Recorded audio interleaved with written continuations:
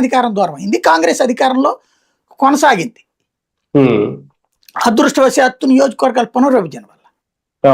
ఇక్కడ ఏం జరుగుతుంది, ఇప్పుడు పవన్ కళ్యాణ్ వచ్చేటప్పటికి తెలుగుదేశానికి వ్యతిరేకం కాదు అతను, కానీ తెలుగుదేశానికి వ్యతిరేకంగా కాస్త హైడ్రామా క్రియేట్ చేసి ప్రభుత్వ వ్యతిరేక ఓటు తన వైపుకి తిప్పాలనుకున్నాడు, జగన్కి పోనీయకుండా ఇది మన 19లో.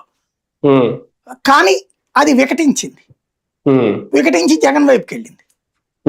ఇప్పుడు టీవీకే కూడా అలాంటిదే, స్టాలిన్ వ్యతిరేక ఓటుని అటు పోనీయకుండా చూడాలనుకుంటుంది ఏఐఏడీఎంకి.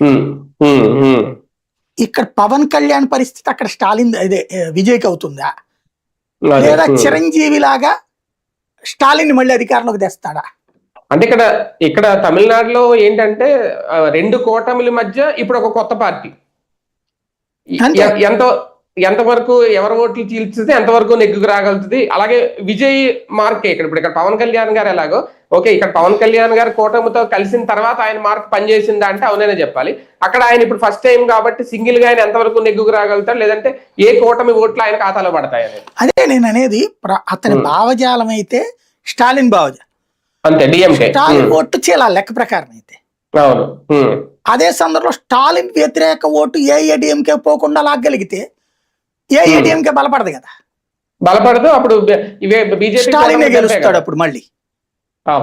అది కాబట్టి ఏం జరుగుతుందో చూడాలి, అతను ఏది లాక్కొస్తాడు అనేది. కేరళలో పరిస్థితి మారే అవకాశం ఉందా?